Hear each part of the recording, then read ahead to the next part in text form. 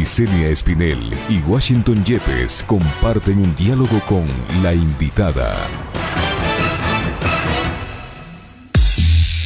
En Punto Noticias hablamos de...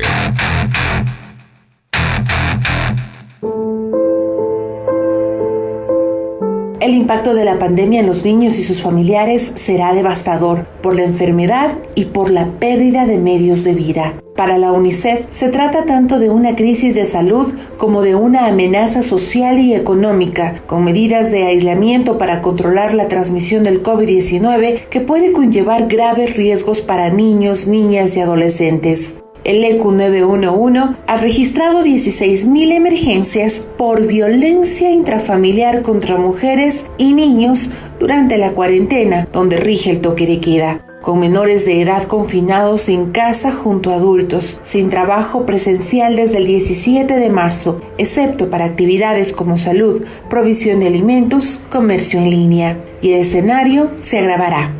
Otro de los peligros de los menores de edad es el riesgo de explotación sexual de menores, explotación infantil con fines comerciales y matrimonio precoz pactado. Son algunos de los riesgos identificados por la Alianza para la Protección de la Infancia en la acción humanitaria frente al impacto del COVID-19 en el mundo. El grupo Rescate Escolar ha documentado la muerte de 7 niños, niñas y adolescentes en la cuarentena, 21 abusos sexuales, 3 suicidios.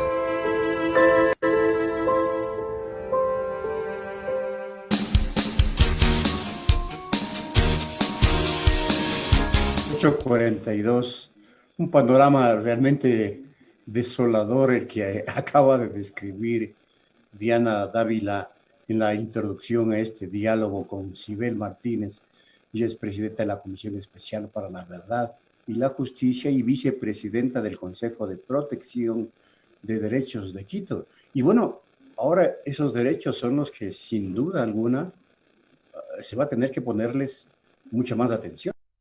Evidentemente se trata de una situación dramática socialmente que tiene connotaciones psicosociales profundas y que van a tener una repercusión en el devenir de la pospandemia, en los propios comportamientos sociales y en los relacionamientos a nivel global, pero mucho más en economías con una precariedad, inequidad y desigualdad como la que tenemos en el Ecuador. Sibel, encantada. Muchísimas gracias por la invitación. Bueno, como nos dieron estos datos, yo como también directora de Grupo Rescate Escolar, al hacer un seguimiento sobre el número de niños que de forma violenta... Muchas gracias, mil disculpas. Lo que les comentaba es que en efecto estos datos nos ha desgarrado el corazón, porque si para una mujer es muy difícil pedir ayuda durante el confinamiento y siendo víctimas de violencia, peor aún para una niña o adolescente. Estos datos nos dan viva cuenta de algunas cosas que deberíamos repensar en nuestra sociedad. Primero, que los niños son quizá lo último que pensamos proteger. Y para muestra un botón, el momento en que terminamos o pasamos a este confinamiento, ninguna autoridad, nadie hasta el día de hoy se ha dirigido a los niños para darles una explicación sobre lo que está sucediendo. ¿Por qué no? O sea, yo pregunto, ¿por qué seguimos viéndoles a los niños como objetos de tutela, no sujetos de derechos? Frente a este tema, ellos pueden tranquilamente formarse un criterio sobre lo que está sucediendo en tanto y en cuanto nosotros les demos también información veraz. Pero resulta ser que ni siquiera nosotros tenemos esa información veraz. Hasta ayer se registraban 884 casos de niños contagiados por COVID y no tenemos un registro pormenorizado de la edad, el sexo, dónde se encuentran esos menores de edad. No sabemos si han fallecido víctimas de esta situación.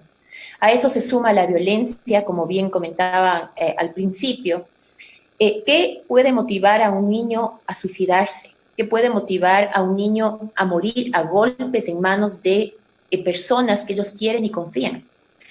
Y efectivamente esta lacra del abuso sexual que ya veníamos arrastrando antes de la pandemia y que hoy seguramente se ha recrudecido porque los pedófilos, los pederastas no se atan las manos.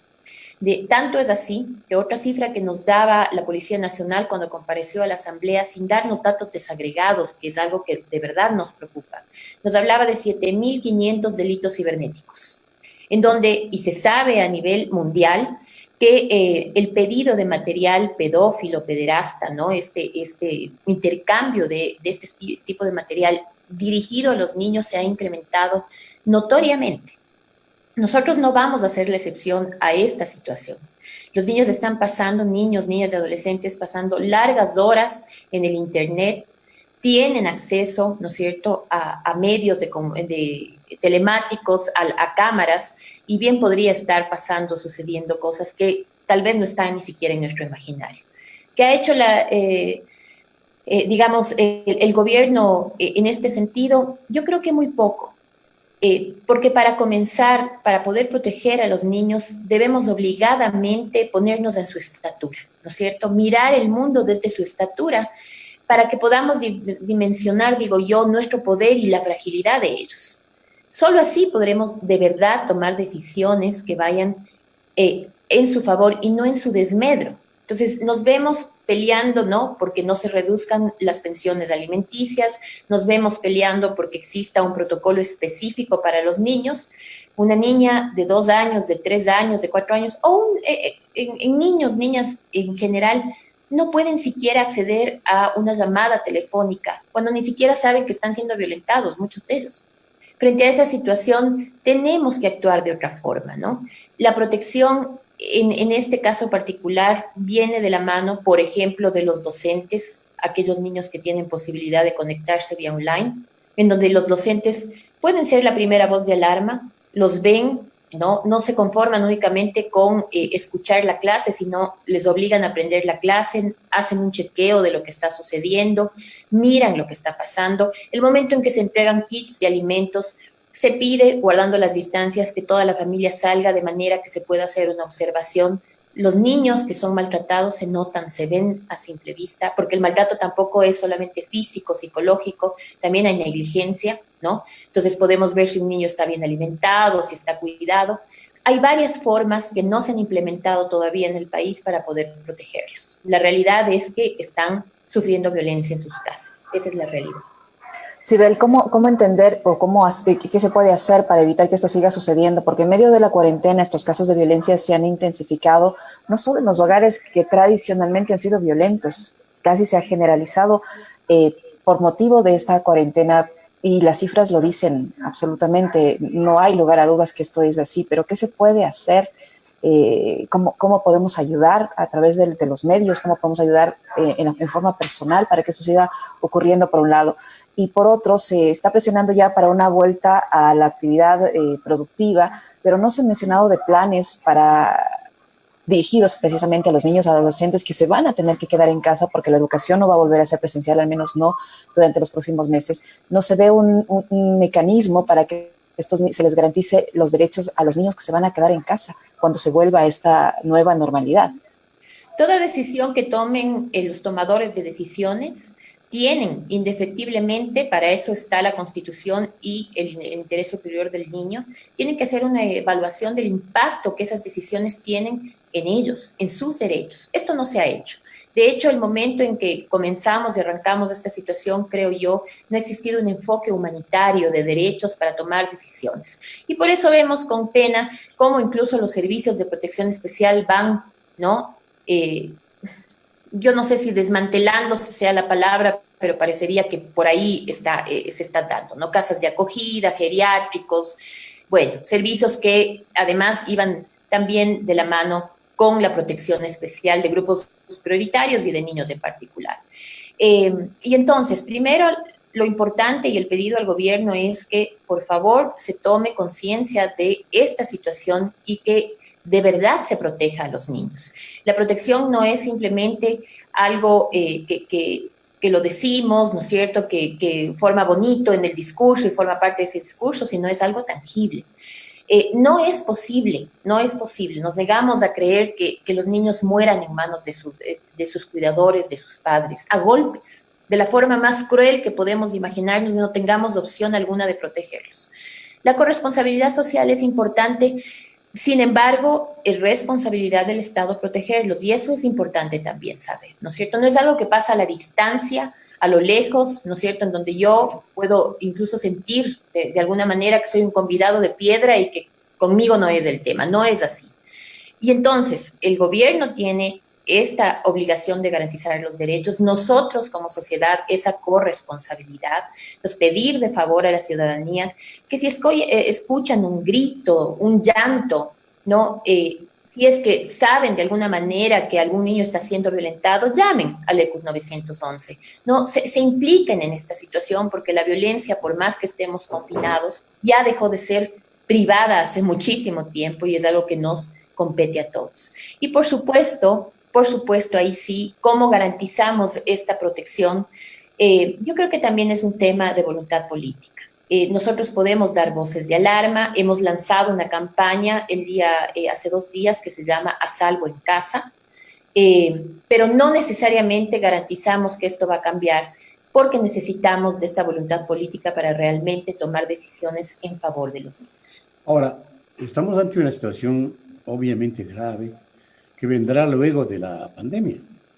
Y esto se va a acentuar con las medidas que se están adoptando, que están provocando precarización laboral, altísimos niveles de desempleo, encarecimiento de todos los precios de los artículos de consumo básico y evidentemente una imposibilidad de satisfacer demandas alimenticias, educativas, de salud, es decir, toda una crisis. Y eso puede provocar un impacto sin duda en la niñez y en los sectores vulnerables. Y va a acelerar, por ejemplo, el riesgo de explotación sexual, explotación infantil con fines comerciales, lo que se denomina los matrimonios precoces pactados, y una serie de elementos más que tornan a la situación gravísima, y se hace, en términos legislativos, todo lo contrario para enfrentar eso. Lo más grave está ahí, inclusive, Sibel, porque no se legisla para tratar de enfrentar lo crítico de la situación post-pandemia, sino se legisla para complicarla aún más. Le pido su comentario. Bueno, decirle que en efecto ya se han pasado otras crisis, quizá no una crisis de este estilo a nivel mundial, y entonces ya se ha tenido aprendizajes, lo que usted bien comenta, de abuso sexual, de matrimonios forzados, de estas situaciones complejas que enfrentan los niños, no es nuevo. Y no es que porque nosotros estamos viviendo esto no va a suceder. De hecho, va a pasar y está pasando, como vemos. No es posible que cada 2 días un niño sea abusado sexualmente, ¿no es cierto? Son cifras desgarradoras. En cuanto a legislar, y por eso es que yo decía, es muy importante que toda decisión que se tome sea sobre la base de los enfoques de derechos. Esta crisis no es solamente sanitaria, es económica, es social. Y si no la entendemos de esa forma, vamos a terminar en una crisis humanitaria. Eso es lo que estamos viendo. No podemos permitir regresión de derechos. Eso es algo que efectivamente pedimos a quienes legislan tengan este enfoque, ¿no? En principio pedíamos que sea un enfoque de género con perspectiva de interseccionalidad, con esta visión del interés superior del niño, pero lo que usted dice es cierto, ¿no? Los más afectados son los grupos vulnerables. Y dentro de los grupos vulnerables vemos entonces a adultos mayores abandonados en geriátricos, que han muerto en geriátricos, ¿no es cierto? Que estos geriátricos además no han estado registrados. Vemos a mujeres trans sin protección. Vemos a mujeres embarazadas y a niños recién nacidos sin controles, sin vacunas.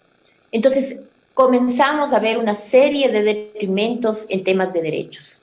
Y eso nos preocupa enormemente, porque no puede ser que la vuelta a la nueva normalidad sea simplemente a tratar de recuperar derechos perdidos o a tener una visión de únicamente económica, sin olvidarnos, ¿no?, de esto tan importante que es la protección de las personas, de sus derechos, de una vida digna, de sus proyectos de vida. Otro tema del que yo le quería consultar es, usted estaba activamente participando en la defensa del presupuesto para las universidades. Ayer hubo una decisión judicial y una decisión constitucional respecto a este asunto. ¿Cómo mira usted esta reacción que fue fruto de la presión de estudiantes, de docentes, de rectores de las universidades públicas y cofinanciadas? Con muy buenos ojos. De hecho, hoy a las 10 de la mañana hay una rueda de prensa justamente para conversar de este tema y para dar soluciones también, ¿no? El pensar en una renta básica universal es muy importante. Creo que es parte de estas visiones que debemos tener, pero ya particularmente en el tema de educación, era impensable que se recorte un presupuesto de educación y de salud. Es algo que no era dable. Y creo yo que la Corte Constitucional ha actuado en debida forma. Pienso también que debió hacer lo mismo en varios escenarios que hemos vivido ya desde octubre también. Y sin embargo, en este momento, con estas medidas cautelares, pues está dándonos o enviándonos el mensaje que dentro de la institucionalidad están haciéndose mejores acciones y se está velando por los derechos de las personas, lo cual para nosotros es muy importante. Recortar el presupuesto de la educación es recortar el sueño en este caso, de los universitarios. Algo que nos preocupa y que conversábamos ayer en este chat que tenemos sobre los recortes de educación es qué pasa también con la educación escolar. Esa también ha sido recortada. Y creo que debemos también bregar porque esto no suceda y porque también los docentes de universidades, de escuelas, de colegios, tampoco pierdan sus trabajos, ¿no? Sus medios de vida. Lo que yo digo es importante nuestra incidencia, pero más importante todavía es esta visión o este enfoque que deben tener las instituciones sobre protección de derechos en todo sentido. Parece que esto es un buen mensaje. No nos conformamos, creo que hay que ir por la sentencia, así tiene que ser, pero entonces manda un mensaje de mucha claridad sobre el respeto de los derechos de las personas con estas medidas cautelares. ¿Qué esperan que haga el gobierno frente a esta decisión judicial y constitucional? Que acoja efectivamente esta prohibición del recorte, como tal lo ha expresado la Corte, ¿no? Es algo que tiene que hacer. Y efectivamente se den cuenta que hay presupuestos que no deben ser tocados. El de salud y el de educación son uno de ellos. Pero yo iría un poco más allá y también pensaría en esta protección especial que estamos viendo que está muy venida menos en cuanto a lo que corresponde al presupuesto de protección social, ¿no?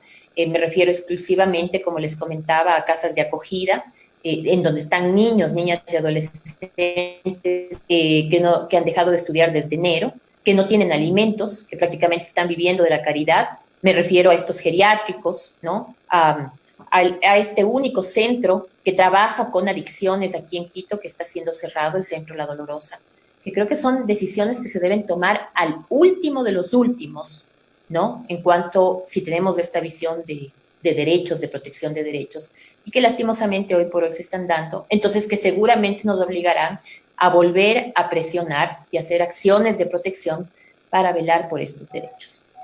Gracias, Sibel. Aparte de las decenas de miles de trabajadores de sectores públicos y privados que han sido despedidos y que hoy están, sin lugar a dudas, en la miseria, soportando una situación extremadamente crítica. Que no caigamos en la crisis humanitaria, porque luego de la pandemia caemos en crisis humanitaria golpeada por la situación económica y social provocada por las medidas que se están adoptando de manera lamentable. Sibel Martínez, presidenta de la Comisión Especial para la Verdad y Justicia y vicepresidenta del Consejo de Protección de Derechos de Quito, estuvo con nosotros. Muchas gracias, Sibel. Hasta una próxima. Muchísimas gracias. Las 9 en puntito, 9 en punto, Liz. Nos vamos. Así es, tiempo de despedirnos, amigos. Como todos los días, les agradecemos por el privilegio de su sintonía. Contigo, Guacho, nos escuchamos y nos observamos a las 17 horas. En Punto Noticias, la noticia vive.